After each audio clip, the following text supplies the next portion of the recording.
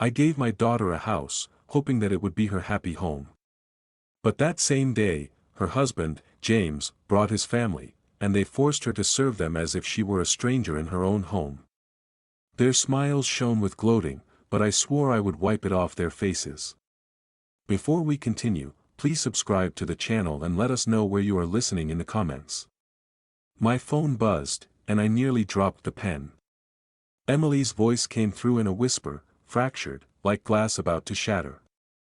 "Dad," James says, he says the house isn't what he expected. In the background, his voice cut through, sharp and mocking. "Not my taste, Em.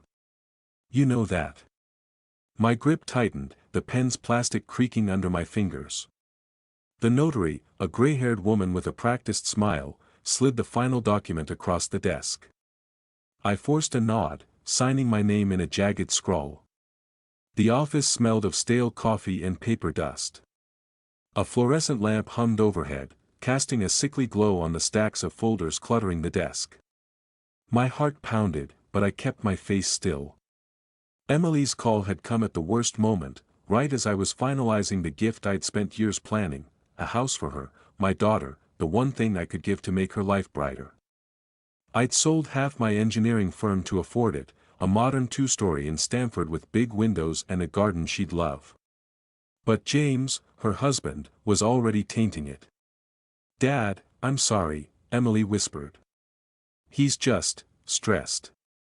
Her voice trembled, and I pictured her standing in that half-furnished kitchen, clutching her phone, her brown eyes wide with worry.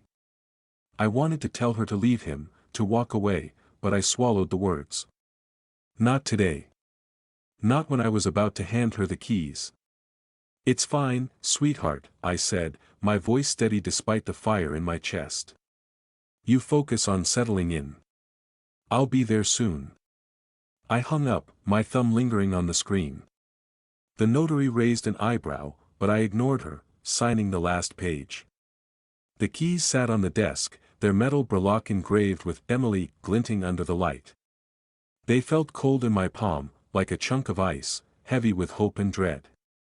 10 years ago, after my wife died, I promised myself Emily would never want for anything. I saw her at 8, sketching her dream house on a diner napkin, big windows, a porch, flowers everywhere. That memory drove me to this moment, through late nights at the firm, through deals that cost me friends. I'd trusted too many people back then, partners who'd bled me dry, but this house, was something pure.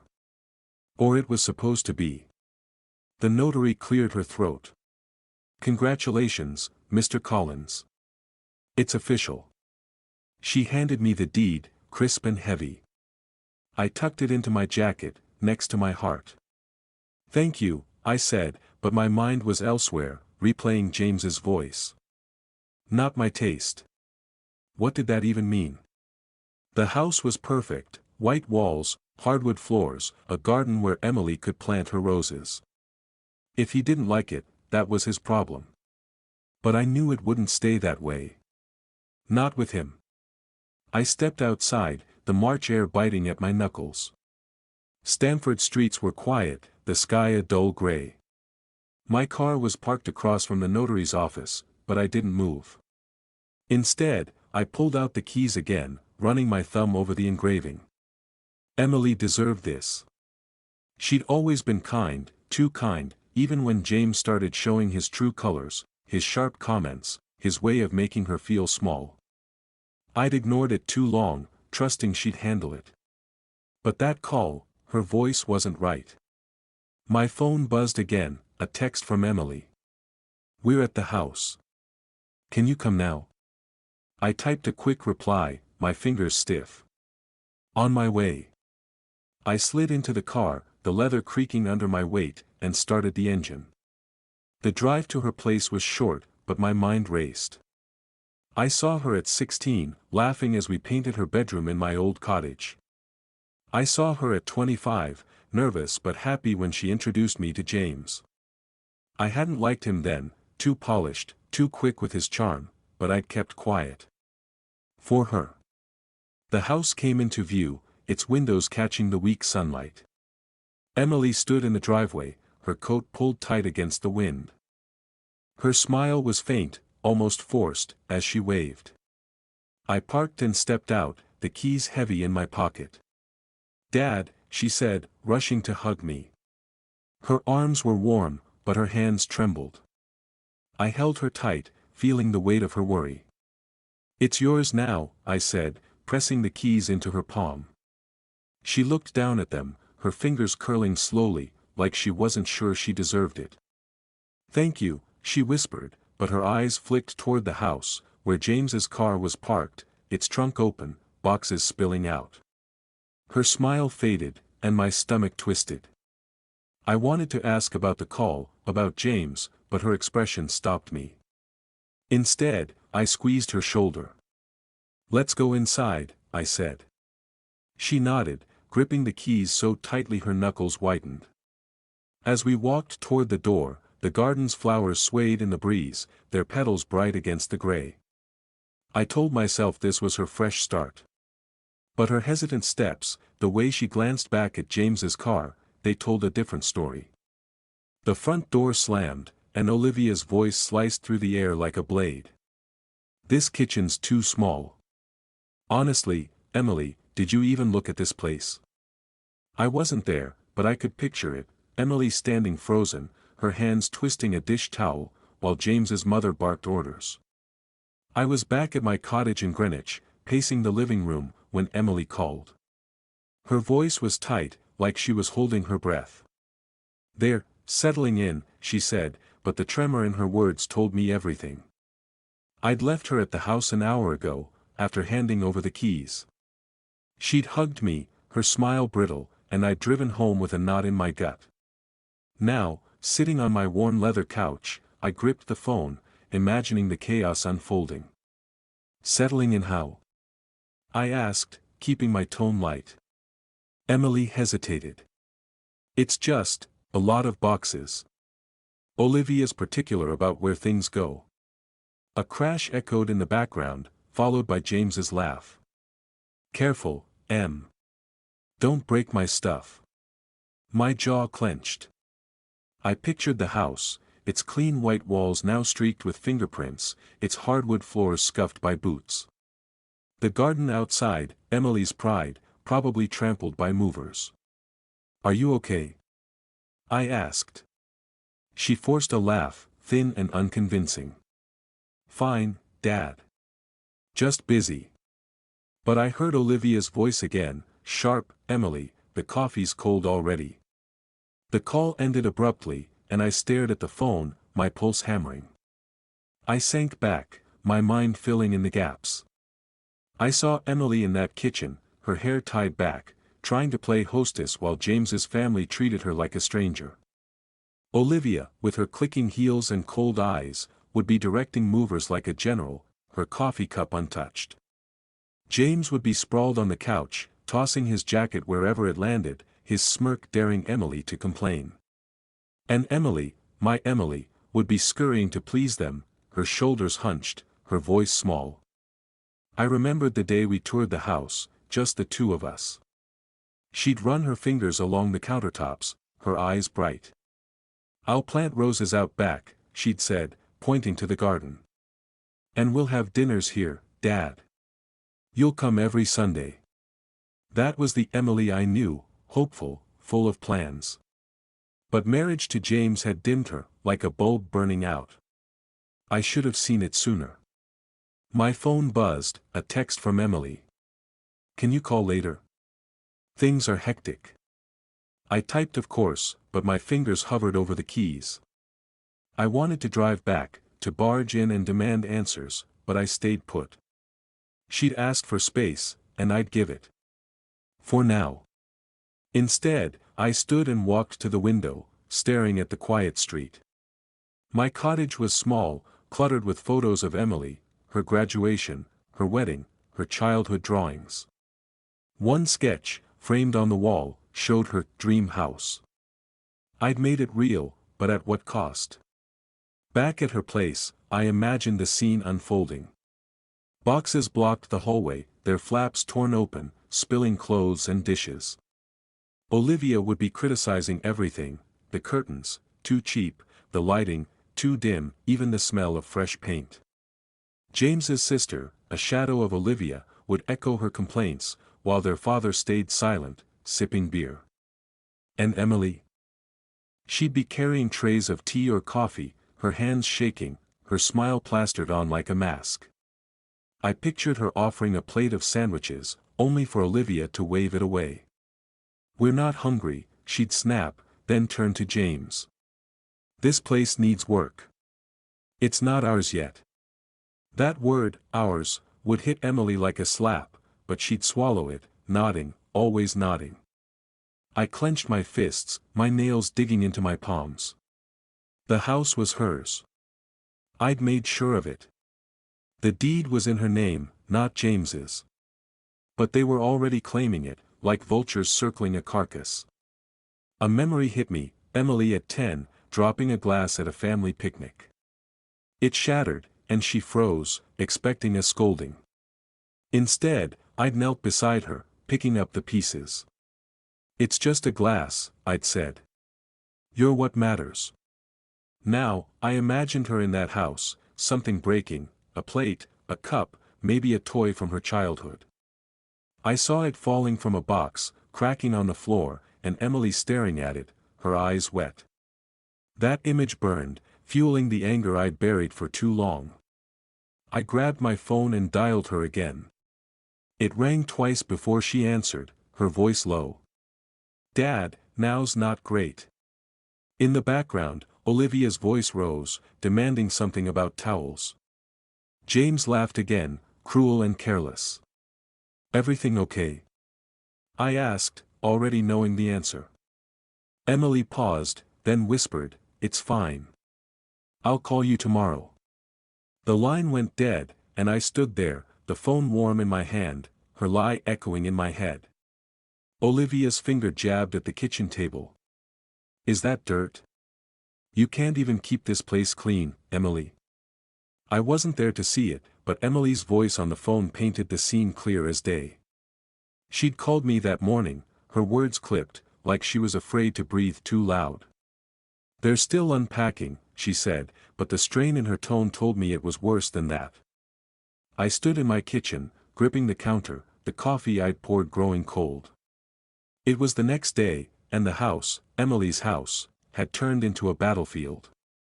I could imagine her there, scrubbing dishes in the sink, her sleeves rolled up, sweat beading on her forehead. The kitchen would smell of burnt toast and sour milk, plates piled high from a breakfast she hadn't been invited to share. Olivia's heels would click on the hardwood, each step a judgment. "This is your mess," she'd say, pointing at a spotless counter, her lips curling. Emily would nod, biting her lip, her hands raw from washing. "They're just particular," Emily told me, her voice barely above a whisper. I heard James in the background, his tone lazy, mocking. You missed a spot. Don't make my mom do your job." My blood boiled, but I kept my voice calm. "You don't have to do everything, sweetheart. It's your house." She laughed, a hollow sound. "It's fine, Dad. I've got it." But she didn't. I could hear it, the weight of their demands crushing her. I pictured the scene unfolding. Emily would be wiping down the table, her movements slow, deliberate, like she was trying to disappear. Olivia would hover, her eyes narrowed, picking at every detail. "These plates are chipped," she'd snap, holding one up like evidence in a trial. Emily would mumble an apology, her cheeks burning, and keep scrubbing. James would be sprawled in the living room, scrolling on his phone, ignoring her pleas for help. "It's your house, right?" he'd say, his smirk audible even from where I stood. I remembered Emily before James, when she'd been fierce, unafraid. At 20, she'd argued with contractors at my firm, her voice steady, her ideas sharp. Marriage had dulled that spark, and I hadn't stopped it. I'd trusted her to find her way, but now, imagining her in that kitchen, I saw a stranger, small, silent, broken.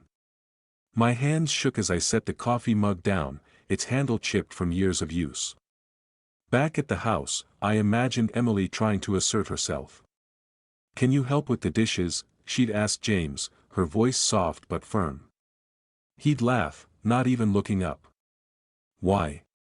You're doing fine." Olivia would chime in, her tone icy. "Don't expect my son to clean up after you." Emily's shoulders would slump, and she'd turn back to the sink, the water splashing her wrists. A spoon would slip from her fingers, clattering to the floor with a sharp ring, a sound like her dignity breaking. The image hit me hard. I saw her kneeling to pick it up, her hands trembling, while Olivia's shadow loomed over her. The keys to the house, the ones I'd given her, would be in her pocket, their weight a reminder of what she'd lost. She'd clutch them sometimes, I bet, like a lifeline, but they couldn't protect her from this. Not from James's cruelty, not from Olivia's venom. I dialed her again, unable to wait. The phone rang 3 times before she answered, her voice hushed. "Dad, I'm in the middle of," Olivia's voice cut through, shrill. "Emily, the towels are still damp. Do I have to do everything myself?"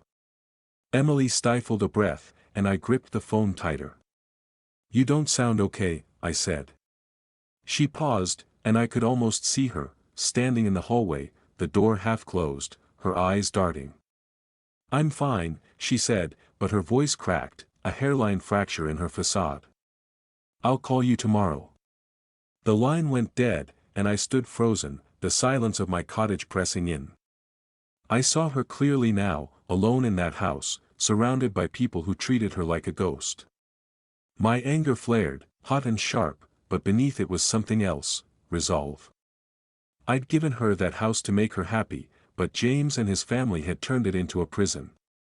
Their smiles, their gloating, flashed in my mind.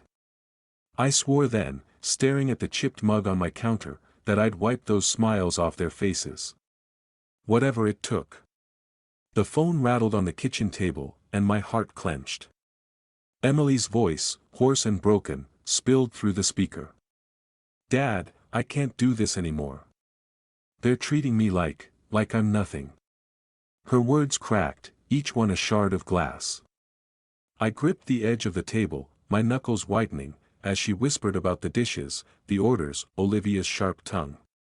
The cottage around me felt too small, its wooden floors creaking under my pacing feet, the air thick with the scent of cold coffee. "Sweetheart, why didn't you tell me sooner?" I asked, my voice low, though rage boiled beneath it. She sobbed, a sound that tore at me. "I didn't want you to worry. Please, Dad, don't come here. It'll make it worse." Her plea was desperate, but it only fueled the fire in my chest. I saw her in that house, her hands red from scrubbing, her eyes downcast while James and his family lorded over her. My house. Her home. "I'll fix this," I said, my tone steady, though my hands shook. "I promise." She sniffled, murmuring, "Just, don't do anything rash." The call ended, and I stood frozen, the phone warm in my palm. The cottage was quiet, save for the tick of the old clock on the mantel. A photo of Emily at 10, grinning with paint on her cheeks, stared at me from the wall. I'd failed her once, trusting James, believing he'd care for her. Never again. 20 years ago, a business partner had betrayed me, siphoning funds and leaving me scrambling to save the firm. I'd trusted him, just as I'd trusted James to be a decent husband. That betrayal had hardened me, taught me to see through smiles and promises. Now, as I stared at Emily's photo, I felt that old resolve return, sharper, colder. James and Olivia had crossed a line, and they'd regret it. I paced to the window, the evening sky bruising purple over Greenwich. The coffee mug on the table trembled as I brushed past, leaving wet rings on the wood. My mind raced, piecing together what Emily had said, Olivia's commands, James's mockery, the way they'd claimed her space. The deed was in her name, I'd made sure of it, but they were acting like they owned it. Like they owned her. I grabbed the photo from the wall, my thumb tracing Emily's smile. She'd been so happy when I gave her the keys, her eyes bright with dreams of roses and family dinners. Now she was a shadow, begging me to stay away. My grip tightened, the frame creaking.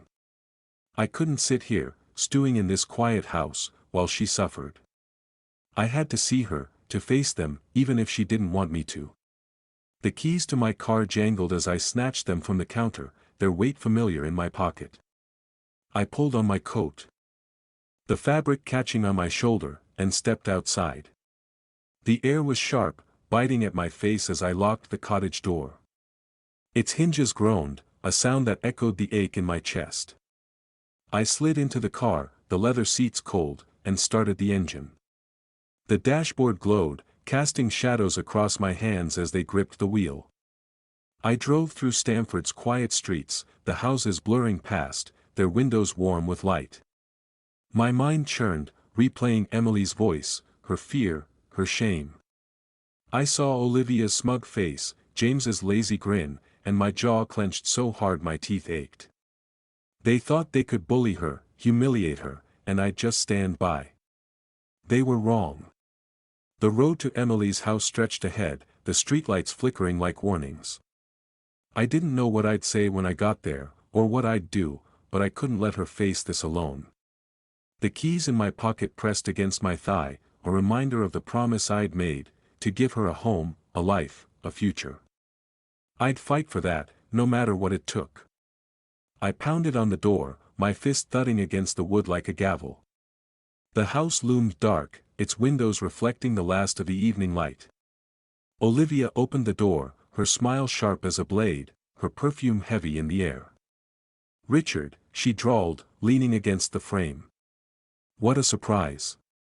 Her tone dripped with mockery, but I pushed past her into the living room, my boots scuffing the hardwood Emily had chosen.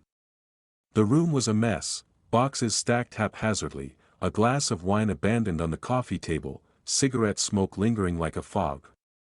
James lounged on the couch, his phone glowing in his hand, while Emily stood in the corner, her arms crossed, her eyes wide with panic. "Dad," she whispered, shaking her head, but I didn't stop. "You need to leave," I said, my voice cutting through the room. "This is Emily's house. Not yours." Olivia laughed, a cold, brittle sound, and tapped her nail on the table like a judge's gavel. "Oh, Richard. You're so dramatic." James looked up, his smirk lazy. "You heard her. Chill out, old man." I stepped closer, my hands balling into fists. "You've got no right to treat her like this. Pack your things and get out." Emily's breath hitched, but she didn't move. Olivia crossed her arms, her necklace glinting as she tilted her head. "And who's going to make us?" "You." Her voice was all venom, her eyes daring me to try. James stood, tossing his phone onto the couch. "You're out of your depth, Richard." He reached into a box and pulled out a stack of papers, waving them like a flag. "This says we stay. Legally." I froze, my eyes locking on the documents. The font was off, the paper too crisp, but the words, "property transfer," hit like a punch. "What is that?" I demanded, my voice low. "Our claim," Olivia said, stepping closer, her heels clicking. "You thought we'd just walk away?" James grinned, tossing the papers onto the table. One sheet slid to the floor, and he scrambled to grab it, his confidence flickering. Emily's eyes darted between us, her hands twisting her sleeve. "Dad, please," she whispered, but I couldn't look at her. "Not yet." "Those are fake," I said, though my throat tightened. "You can't forge your way into her home." James laughed, but it was forced, his eyes flicking to Olivia. "Tell that to a judge," he said. Olivia nodded, her smile widening. "Run along, Richard. You're embarrassing yourself." I remembered the day Emily first saw this house, her laugh echoing in the empty rooms as she planned where to hang pictures. Now, those same rooms felt like a cage, her dreams buried under boxes and lies. My chest burned, but I forced myself to breathe. They thought they'd won, with their smug faces and flimsy papers. They were wrong. "You're not welcome here," I said, my voice steady now. "And I'll prove it." I turned to Emily, her face pale, her eyes wet. "I'm not done," I told her, soft enough for only her to hear. She nodded, barely, her lips trembling. Olivia clapped slowly, mockingly. "Such a hero," she said. James snorted, clutching the documents like a shield. I walked out, the door slamming behind me, its echo sharp in the quiet night. The air bit at my face as I crossed the driveway. My keys digging into my palm. I slid into the car, the engine roaring to life, and sat there, staring at the house. Their laughter echoed in my head, but so did Emily's whisper. I'd come back. I'd make them pay. The road stretched dark ahead, and I drove, my mind already turning over what to do next. The phone rang, and Olivia's voice sliced through like a winter wind. "You're making a mistake, Richard. Keep pushing, and we'll bury you in court." I sat in my cottage, the fire crackling in the hearth, its warmth doing nothing to ease the chill her words brought. The room smelled of cedar and coffee, the old clock ticking on the mantel. "Your documents won't hold up," I said, my voice calm, though my fingers tightened around the phone. She laughed, a sound like breaking ice. "Oh, they're real enough. Ask any lawyer." In the background, James chimed in, his tone smug. "Give it up, old man. You're not winning this." I pictured them in Emily's house, their boxes cluttering her space, their voices drowning out her own. My jaw clenched, but I kept silent, letting Olivia ramble about lawsuits and legal fees. "Stay out of our way," she finished, "or you'll regret it." The line went dead. I set the phone down, my hand steady now. The cottage was quiet, its walls lined with memories, Emily's drawings, her graduation photo, a snapshot of us at the beach. I'd brought her here last night, after she called, her voice small and desperate. "Dad, can you come get me?" she'd asked, and I'd driven to her house in minutes, finding her on the porch with a single bag, her eyes red. She'd looked like a refugee, fleeing her own home. Now, she was asleep upstairs, safe for the moment. I'd carried her bag inside, its zipper broken, her clothes spilling out. We'd sat by the fire, her head on my shoulder, and I'd promised her we'd fix this. "I'm so sorry," she'd whispered, her voice thick with guilt. "You gave me the house, and I let them ruin it." I'd hugged her tight, my throat burning. "It's not your fault," I'd said. "It's theirs." I stood, the floorboards creaking, and walked to the window. The morning was gray, the trees bare against the sky. Olivia's threat echoed in my mind, those documents flashing like a warning. They were fake, I was sure of it, but they'd scared Emily, made her doubt herself.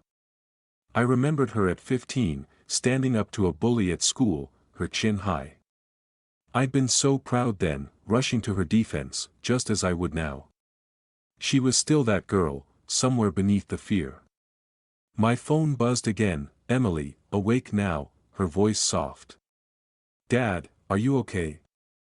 I forced a smile she couldn't see. "Better now that you're here. Want some coffee?" She hesitated, then said, "I'll be down." I heard her footsteps above, slow and heavy, and my resolve hardened. Olivia and James thought they could intimidate us, hide behind their lies. They didn't know me. Not yet. I moved to the kitchen, pouring coffee into 2 mugs, the steam curling like a ghost. The fire's glow lit the room, casting shadows on the walls.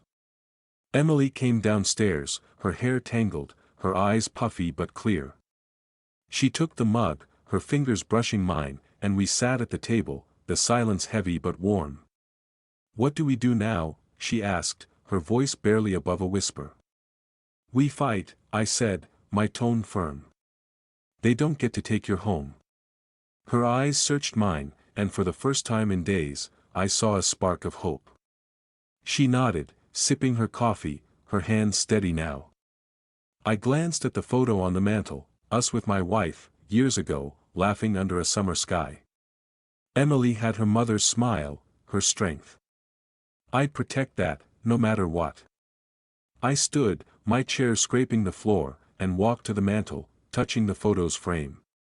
Olivia's voice, James's smirk, their forged papers, they thought they'd won. But I was just getting started. My hand closed around the edge of the table, my mind already mapping out the next step, the first move in a game they didn't know they'd started. I poured tea, the steam curling like a faint mist, but Emily's hands trembled as she took the cup. Wrapped in a plaid blanket, she sat on the couch, her eyes red and swollen. "It's my fault," she whispered, staring at the floor. "I let them take the house."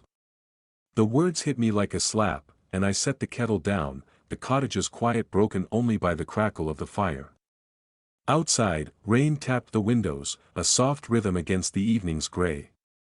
"None of this is your fault," I said, sitting beside her.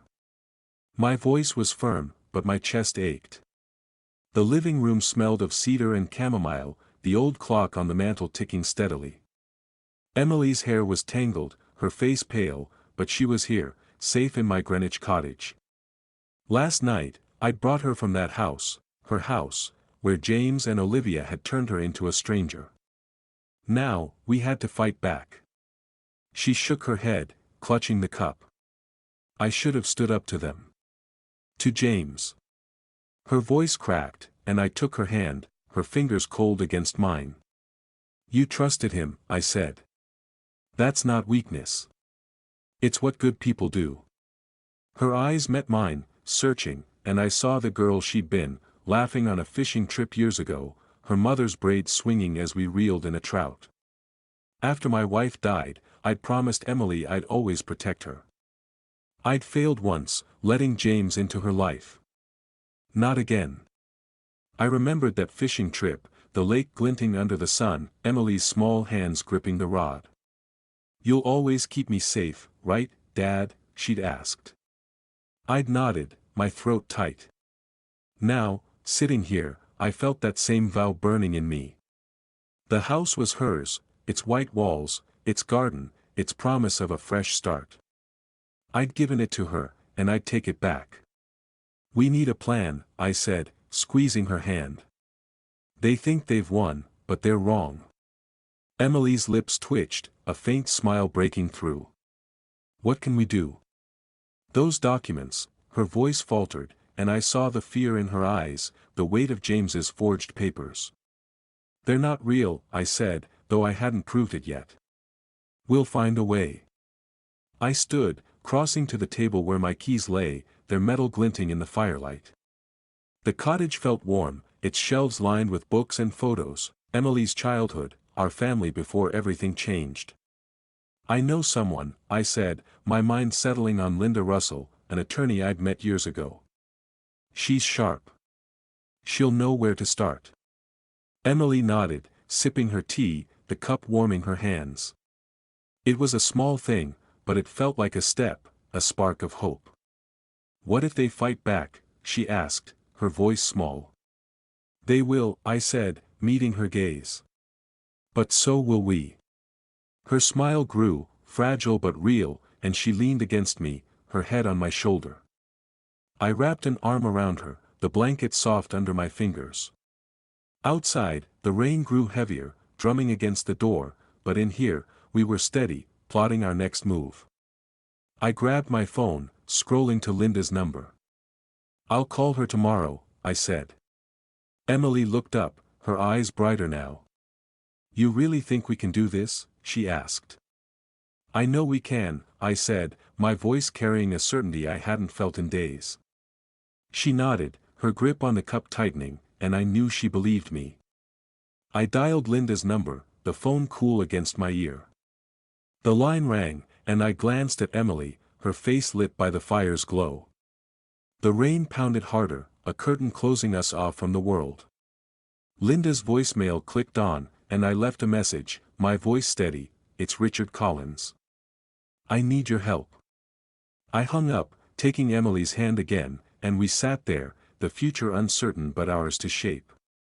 I stepped into Linda Russell's office, the glass door hissing shut behind me.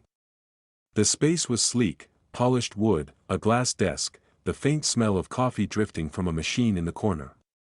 Outside, Stamford's skyline gleamed through panoramic windows, the city humming below.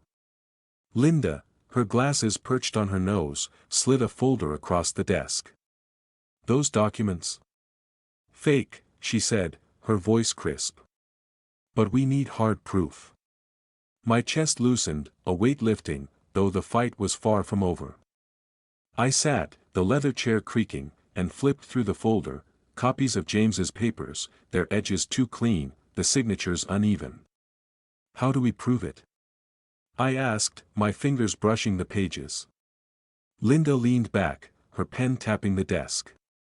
"Forgeries leave trails. Inconsistent dates, mismatched fonts. I've seen it before." Her confidence steadied me, but her next words sharpened my focus. "We need more than that to bury them. Something personal." I nodded, my mind racing. The office felt bright, almost sterile, but Linda's presence grounded it, her sharp eyes, her no-nonsense tone. I'd called her yesterday, after that rainy night with Emily, and she'd agreed to meet right away. Now, here we were, mapping out a war. "What do you suggest?" I asked. She smiled, a glint in her eye. "A detective. Someone to dig into their lives. People like Olivia always have skeletons." The word skeletons hung in the air, and I saw Olivia's smug face, her heels clicking in Emily's house. I remembered years ago, when colleagues laughed off my ideas at the firm, calling me a dreamer. I'd rebuilt that business, brick by brick, proving them wrong. Now, James and Olivia thought they could outsmart me, steal what I'd given my daughter. They'd learn the same lesson. "Know anyone good?" I asked. Linda slid a business card across the desk, the name Mark Wilson printed in bold. "He's a pit bull," she said. "Expensive, but worth it." I pocketed the card, its edges bending in my hand like a ticket to justice. My phone buzzed, Emily, her voice soft but anxious. "Dad, any news?" I glanced at Linda, who nodded, and stepped to the window, the city sprawling below. "We're making progress," I told Emily, keeping my tone light. "Linda's on it."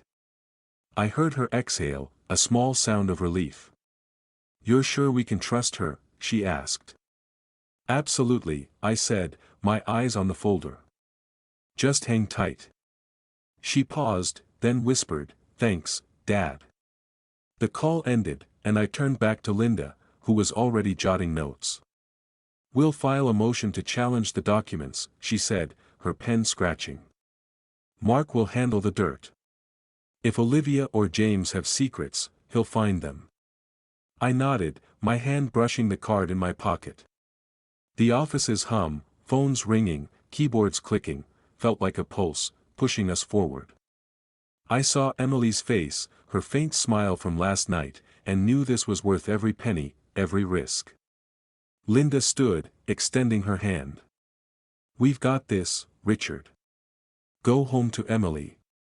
I shook her hand, her grip firm, and grabbed the folder. The glass door swung open as I left, the city's noise rushing in. I stepped onto the sidewalk, the morning air sharp, and pulled out Mark's card again. His number stared back, a promise of answers. I tucked it away, my steps quickening, the weight of the folder under my arm a reminder of the fight ahead.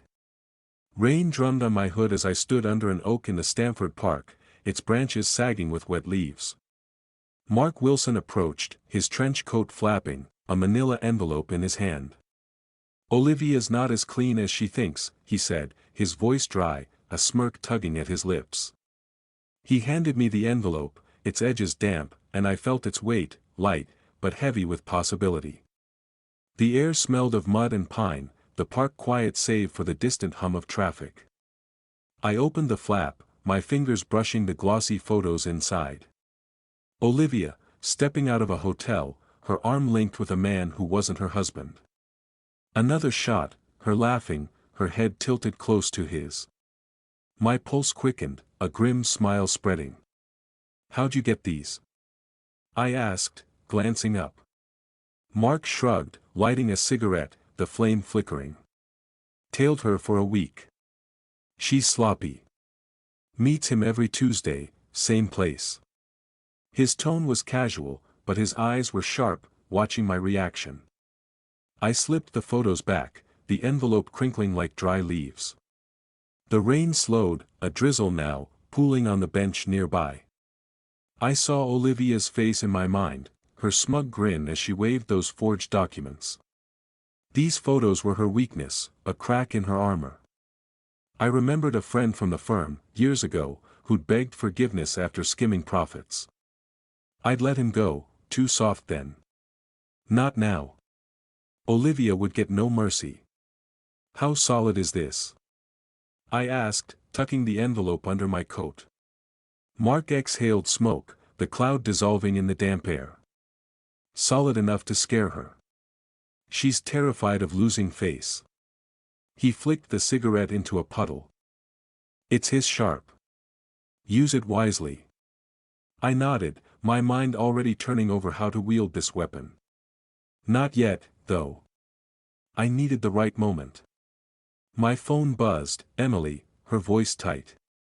"Dad, any updates?" I stepped under the tree's canopy, shielding the phone. "We're getting there," I said, keeping it vague. "Trust me." She paused, then said, "I do." Her words warmed me, despite the chill. "I'll call soon," I promised, hanging up. Mark raised an eyebrow. "Your daughter?" he asked. I nodded, and he didn't press, just tipped his hat and walked off, his coat blending into the dusk. I stood alone, the park darkening, the rain a faint patter now. The envelope pressed against my chest, a secret that could unravel Olivia's control. I thought of Emily, safe in the cottage, her hope fragile but growing.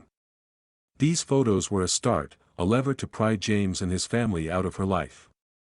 I'd given her that house to build a future, and I'd tear down anyone who tried to steal it. I walked to my car, the gravel crunching under my boots. The air inside was thick with the scent of leather, the dashboard glowing as I started the engine. I set the envelope on the passenger seat, its corner curling slightly.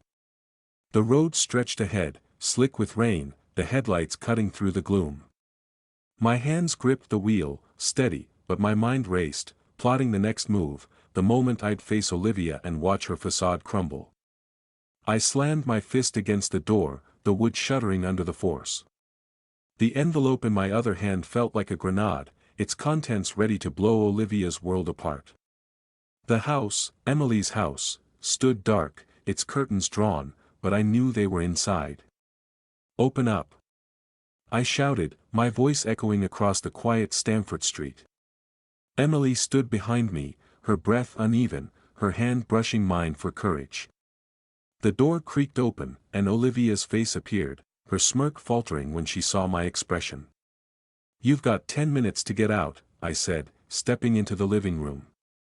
The air was stale, thick with the smell of old coffee and cigarette smoke. Boxes cluttered the floor, a half-empty wineglass teetered on the table. James lounged on the couch, his phone glowing, but he sat up, eyes narrowing. "What's this about, old man?" he snapped. I tossed the envelope onto the table, a single photo sliding out, Olivia, arm in arm with a stranger, her laugh frozen in grainy color. Olivia's face drained of color, her hand twitching toward the photo. "Where did you get that?" she hissed, her voice low, almost a growl. I met her gaze, unflinching. "Doesn't matter. It's going online unless you leave. Now." Emily stepped forward, her voice steady for the first time in weeks. "This is my house," she said, her eyes locked on James. "You don't belong here." James laughed, but it was brittle, his hands clenching. "You think you can scare us with some pictures? We've got documents. Legal ones." I shook my head, pulling out my phone. "The police are on their way. Forgery's a crime, James. So is harassment." It was a bluff, I hadn't called them yet, but Olivia's eyes widened, her composure cracking. "You wouldn't dare," she whispered, but her voice shook. I remembered Emily at 6, hiding behind me when a neighbor's dog barked too loud. I'd knelt, promising to keep her safe, and that vow burned in me now. Olivia and James had humiliated her, stolen her home, but they'd underestimated me. "You chose this," I said, my voice cold. "I'm giving you one chance to walk away." Olivia lunged for the photo, but Emily grabbed it first, holding it like a shield. "No more lies," she said, her voice rising. James stood, his face red, fists balled. "You're bluffing. You've got nothing." But his eyes darted to Olivia, who was trembling, her nails digging into her palms. "Please," she said, her voice breaking. "Don't do this. We'll go." The words were a surrender, and I felt a grim satisfaction. Emily's hand found mine, her grip tight, and I squeezed back, proud of her strength. "You've got 5 minutes now," I said, stepping back. Olivia's shoulders slumped, her eyes wet with panic. James cursed, kicking a box, its contents spilling across the floor. Emily stayed by my side. Her chin high, no longer the broken woman they tried to make her. The room felt smaller, their power shrinking with every second. I turned, guiding Emily toward the door, but her voice stopped me.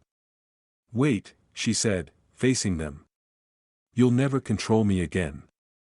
We stepped onto the porch, the night air cool against my skin. I clutched the keys to the house, their metal warm in my pocket.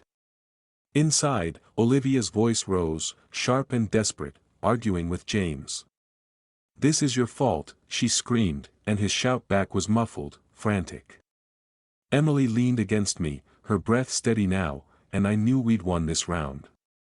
But I didn't turn back. The keys in my hand were enough, their weight a promise of what came next. Olivia's scream tore through the house, a jagged edge to her voice. "This is on you, James. You ruined everything." I stood on the porch with Emily, the night air damp from recent rain, the grass glistening under the streetlights. Inside, a suitcase thudded to the floor, its clasp snapping open, dresses spilling onto the lawn like discarded dreams. James stormed out, dragging a box, his face flushed with rage. "Don't pin this on me," he shouted, his voice cracking. "You and your secrets." Emily's hand rested on my arm, her touch light but firm. She watched them, her eyes steady, no longer clouded with fear. The house, her house, loomed behind us, its windows catching the glow of the chaos inside. Neighbors peeked from their porches, their murmurs a soft hum in the quiet street. I felt a surge of pride as Emily stepped forward, her voice clear. "This is my home," she said, addressing James as he shoved boxes into his car. "You don't get to take it." Olivia stumbled out, her hair wild, a scarf trailing from her bag. "You think you've won?" she spat, but her eyes darted to the neighbors, her voice trembling.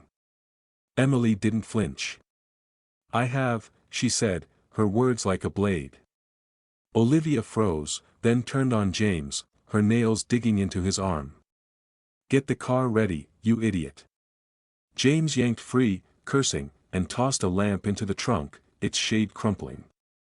I remembered Emily at 17, standing up to a friend who'd betrayed her trust, her voice shaking but firm. I'd been proud then, just as I was now. She'd found that strength again, and I stood beside her, my hand on her shoulder, watching their empire crumble. The suitcase on the lawn lay open, a pair of heels glinting in the grass, a symbol of Olivia's shattered control. "They're done," I whispered, and Emily nodded, her lips curving into a faint smile. James slammed the trunk, his hands shaking. "We're not finished," he growled, but his eyes avoided Emily's. Olivia climbed into the car, her face a mask of fury, and barked at James to hurry. A neighbor across the street, Mrs. Larson, stepped onto her lawn, arms crossed, watching. "Good riddance," she muttered, loud enough for us to hear. I caught her eye and nodded, grateful for the silent support. Get in. Olivia shouted, and James obeyed, his shoulders hunched. The car's engine roared, its headlights slicing through the dusk. Emily clutched the house keys, their metal glinting in her hand, and I saw the woman she was becoming, strong, unbroken. "They're gone," she said, her voice soft but certain.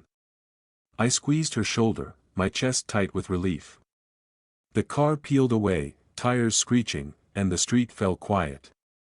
Neighbors retreated, their curtains twitching, but their presence lingered, a shield around us. Emily turned to the house, its door still open, light spilling onto the porch. "It's mine again," she said, almost to herself. I nodded, the keys in her hand, a promise kept. She stepped forward, her silhouette framed by the doorway, and I followed, ready to help her reclaim what was hers. Emily laughed, dirt smudging her hands as we planted roses in the garden. The May sun warmed the earth, the air sweet with the scent of fresh soil and blooming flowers. "These are perfect," she said, patting the ground around a sapling, its petals swaying like tiny flags of victory. The house behind us, her house, gleamed, its white walls fresh with paint, new curtains fluttering in the open windows. I wiped sweat from my brow, my fingers gritty. And grinned. We were rebuilding, piece by piece. Inside, the living room smelled of baked bread, a loaf cooling on the counter. Emily had spent the morning arranging photos, her childhood sketches now framed on the walls. The chaos of James and Olivia was gone, their boxes cleared, the floors polished to a shine. A month ago, she'd signed the divorce papers, the last chain broken. The house was hers, legally, fully, and she'd made it a home again. "Need more soil?" I asked, hefting a bag. She shook her head, her ponytail swinging. "We're good, Dad." Her smile was bright, the kind I hadn't seen since before James. I remembered the day I bought this place, picturing her here, happy, safe. That dream had nearly slipped away, but we'd fought for it, together. Now, watching her dig, her hands steady, I knew every sacrifice was worth it. A neighbor, Mr. Carter, waved from across the street, a pie in his hands.